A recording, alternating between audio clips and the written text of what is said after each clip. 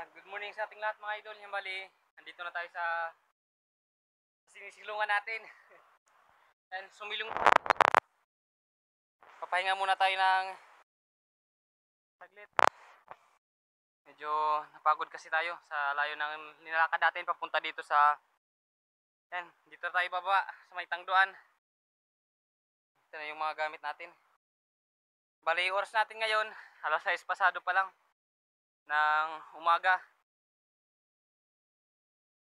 Umaga tayo sa pagpunta dito para mas maaga tayo makakapagsimula mag-dive.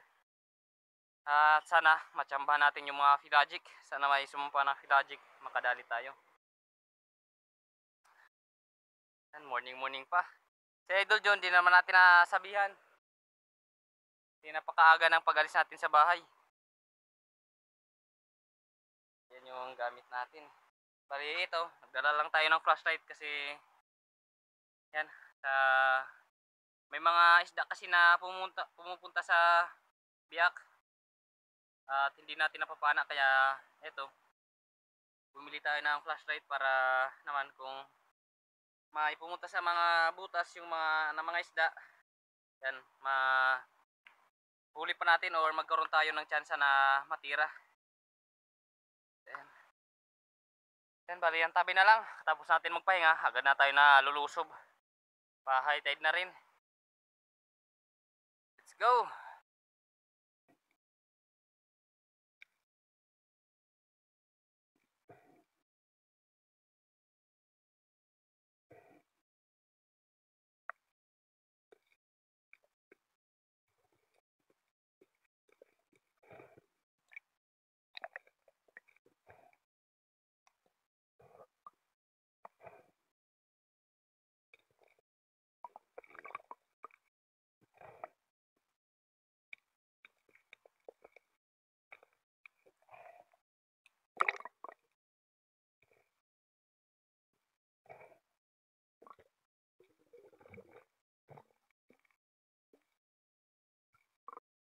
Dito sa unang dive natin mga idol, nasa malaking bahura tayo.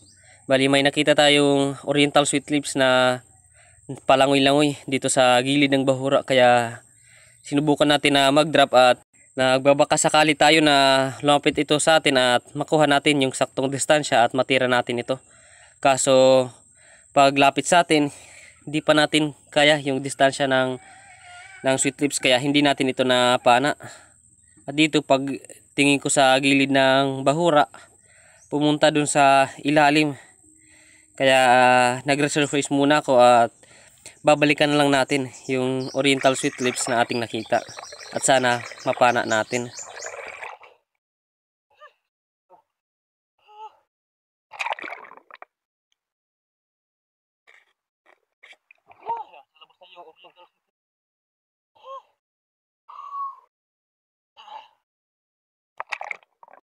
Dito binilikan na natin yung ating nakita na oriental sweet lips.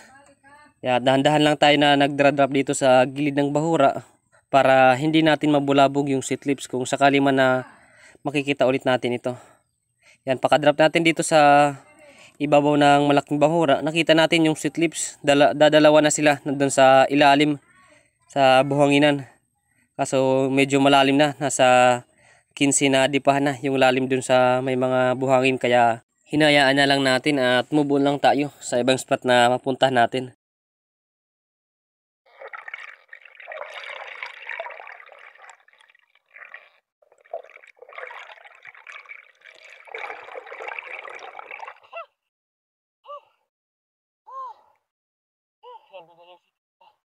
Napakalalim. Natin pilitin.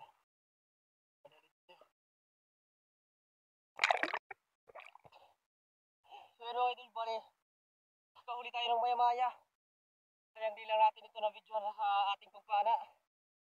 Kasi natin nakalain na yung tinuro sa atin na idol na biyak magkakaroon ng laman. Hindi natin na video, pero salamat naman at tinamaan natin.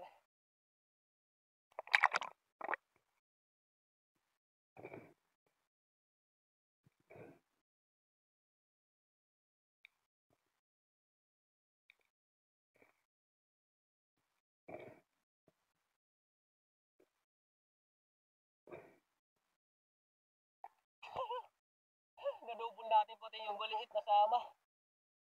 Thank you, Lord. Yung maya-maya. Fine shot natin. Salamat. Ito naman, dali na lang natin ito kasi malaki na yung soup. O, atay ito. Thank you, Lord. Huli natin, maya-maya.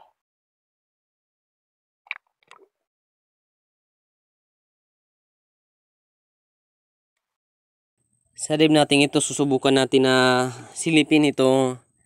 Malaki ang biyak na ito. Minsan kasi yung mga ganitong klaseng biyak, may malaking laman na isda. Pero hindi naman palagi. Minsan wala, minsan meron. Kaya palagi natin na sinisilip ang mga ganitong klaseng biyak. Kaya dito, pag dungaw natin, wala tayong nakitang isda pero hindi tayo sumuko at patingin-tingin pa tayo sa paligid. Baka may mga grouper or luba na naka-sandal sa bato kaso wala tayong nakita. Kaya nag-resurface na lang tayo.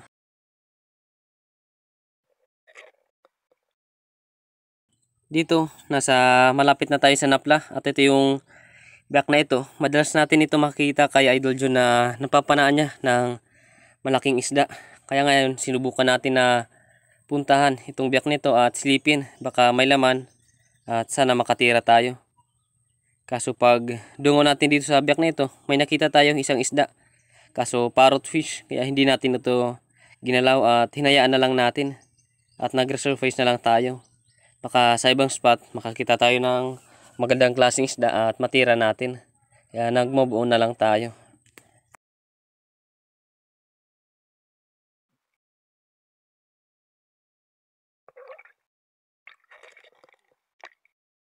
Sa dive natin ito, nasa mababaw tayo na parte. Bali, pumasok tayo sa biyak na ito. May nakita kasi tayo na isang grupo ng mga needlefish or balo.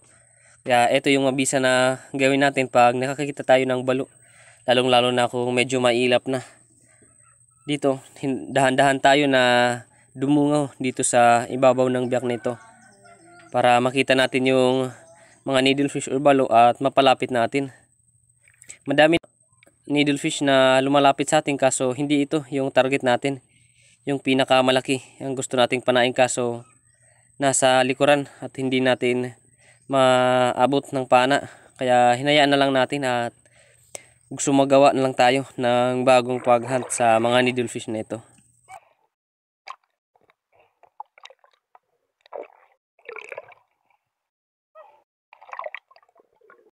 Dito may nakita tayong filefish or maskila ito sa amin nasa limpawod.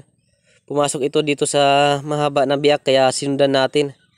At nagbabaka sakali tayo na matira natin ito at mahuli natin. Dito nakita natin na yan, papunta dun sa gilid ng bato at salamat Lord tinamaan natin yung filefish or salimpawod. Masarap to na pang-ulam lalong lalo na sa paksiw na may gata.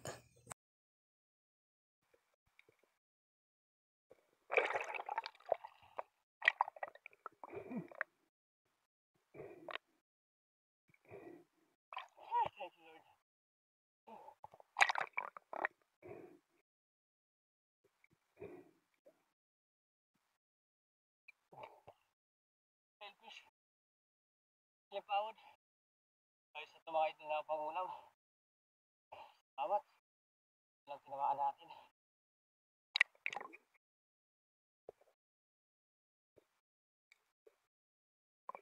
Dito nakakita tayo ng triggerfish or muskila ito sa amin na pakul. At dahan-dahan lang tayo na nag-drop para hindi natin ito mabulabog at mapalapit natin.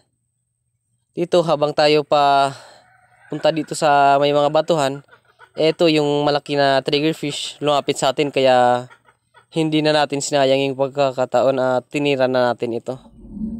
Sa buntot nga lang yung patama natin pero sulit pa rin kasi nasecure natin itong triggerfish na ito. Thank you Lord, may pang-ihaw na tayo.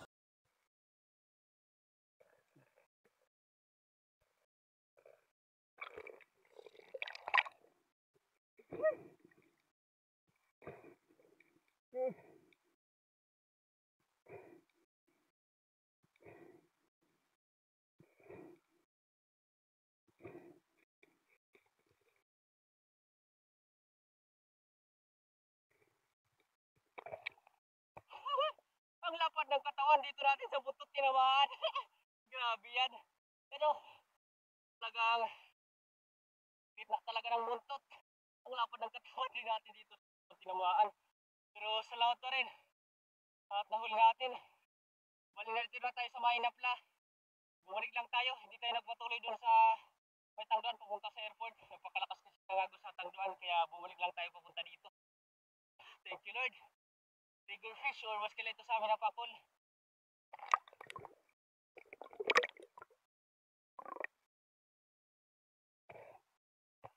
Thank you Lord. Sa dive natin ito nakakita tayo ng isang grupo ng mga may itim na parrot fish. Kaya kinuha natin yung pagkakataon natin na mabidyohan natin kasi bihira na lang tayo makakita ng ganito karami na parrot fish. Ang ganda pagtingnan pag ganito kasagana yung isda sa lugar natin at ganito pa karami.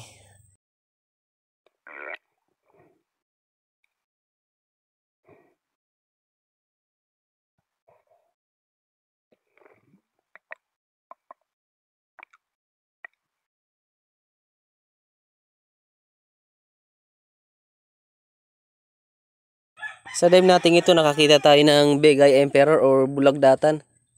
Distansyado sa atin kaya sinubukan natin na mag-ambush. Hinintay natin yung pagkakataon na dumami yung mga bait fish at mapasama yung papanain natin isda. Itong Big Eye Emperor. At dito habang tayo pa tingin-tingin sa paligid, bumalik sa atin itong bulagdatan or Big Eye Emperor kaya pinana na natin. Kaso hindi natin tinamaan. Sayang.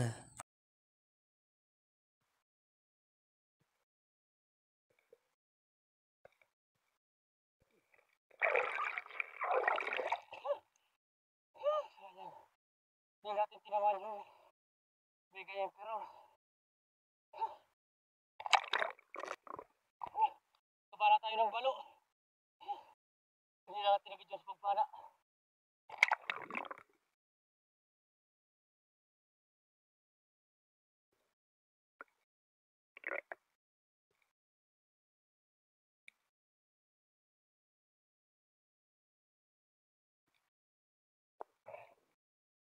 Hayaan muna natin ito na hanggang mapagod bago natin i-secure.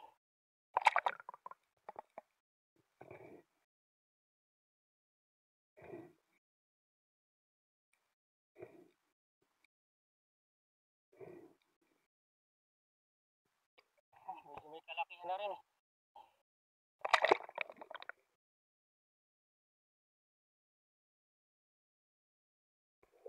Kinakagat yung something natin.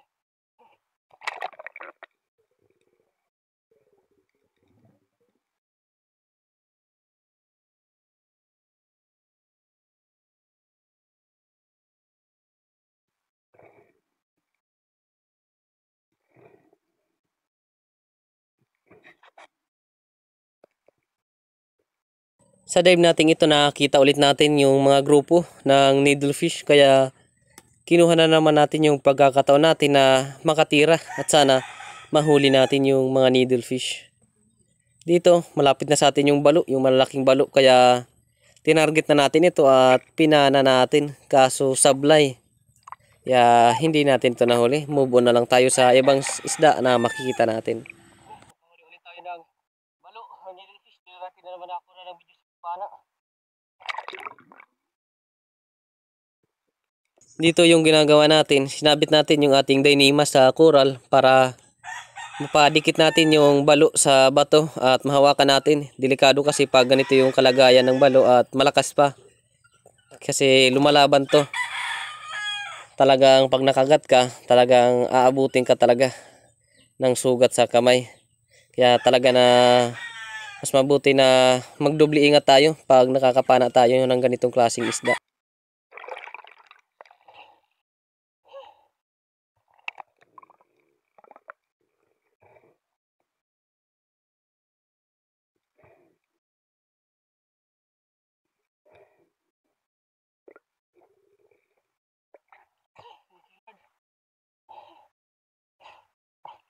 Hindi tayo makapara ng balo o needlefish pag naka-open yung camera natin.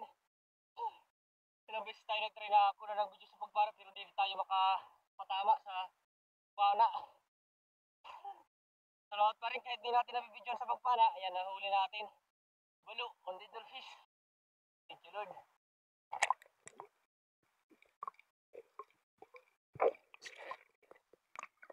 Sa rib natin ito, susubukan natin na silipin itong butas na ito. Kasi madalas ito mapanaan ni Idol John ng snapper. Kaya dito susubukan natin at nagbabaka sakali tayo na may makita tayong snapper at mahuli natin. Kaya dahan-dahan tayo na lumalapit dito sa butas na ito para kung sakaling may laman man ay hindi natin mabubulabog. Dito pagdungaw natin sa malaking butas na ito, may nakita tayong spotted snapper kaya tinira na natin ito. Hindi nga lang natin tinamaan. Tapos yung ating shafting napalakas yung tama doon sa bato kaya bumaon at hindi natin agad nakuha. Kaya nag-resurface muna tayo at babalikan na lang natin yung ating pana. Medyo delikado rin yung spot na ito kasi medyo may kalaliman at solo dive tayo. Walang makakita sa atin pag sakali na may nangyaring masama sa atin. Kaya may nabuti ko na lang na mag-resurface muna at magpahinga. Tapos babalikan na lang natin yung ating shafting. Sayang din natin tinawan yung spotted snapper. Kunin muna natin yung ating shot. Pauwi na tayo. Sa dive natin ito, sisilipin natin itong malaking butas na ito kasi sa nakaraang pamamana natin, nakitaan natin ito ng snapper na nasa gilid lang ng butas. Kaso wala tayong dalang flashlight kaya hindi natin ito natira. Dito, binalikan natin itong butas na ito para sakali man na makita natin yung snapper, mapana natin kahit pumunta dun sa butas kasi may flashlight na tayo at makikita na natin. Dito nakita na nga natin yung snapper kaso hindi natin agad ito na pansin na nakasandal lang sa bato. At kumiripas papunta dun sa malalim na butas. Kaso delikado rin kasi medyo maliit dun sa dulo ng butas at hindi na natin pinasok. Hinayaan na lang natin. Babawin lang tayo sa sunod na pagpunta natin dito sa bahura na ito. Baka sakali na matira natin ito. Sayang. Nakita natin yung mga groups natin. May laman sa loob. Mas doon sa ilalim na butas. Kaya may muna tayo ng ilang sandali para sisira ulit natin. Okay. Dito.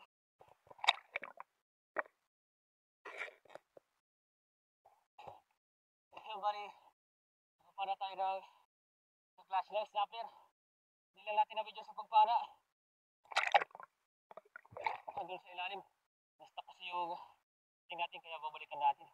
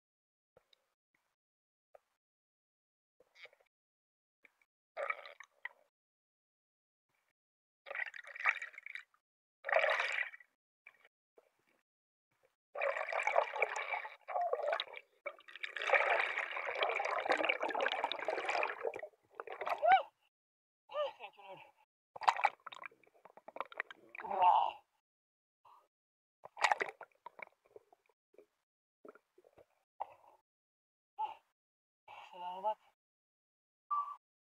Ito na pag-ulam.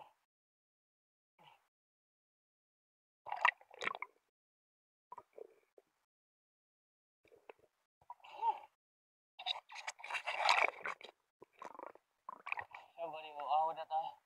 Uwi na tayo mga idol. At yung mga nahuli natin.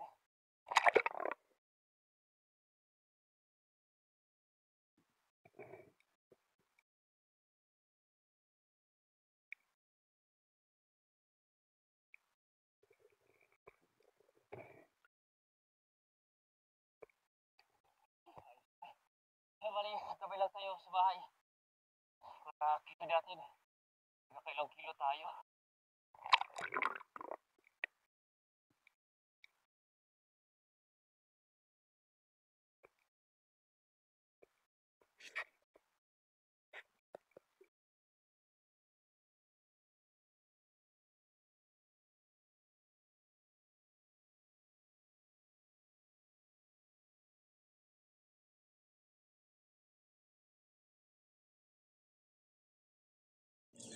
So yun mga idol, yung bali, andito na tayo sa bahay. Bali ito lahat yung mga nahuli natin.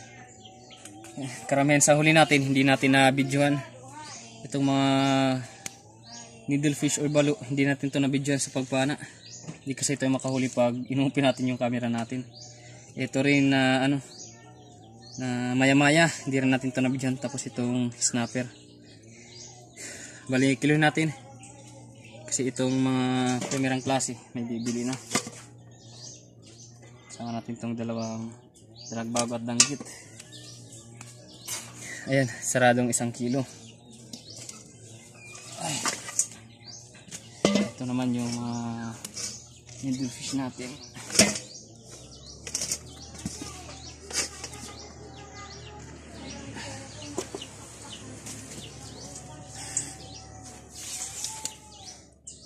Pang-ulam na lang natin to.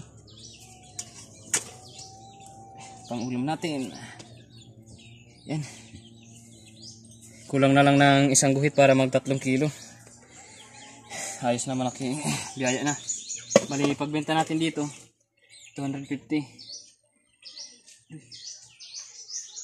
Ayos na, malaking tulong na yan, 250. Sa pang-araw-araw natin na gastusin. At may mahigit 2 kilo tayo na pang-ulam. Ayos na, malaking tulong na. So yun, bali, antabi lang tayo mga idol sa next episode ng ating pamana. Thank you for watching. If you like this video, don't forget to like, share, and subscribe. Alright.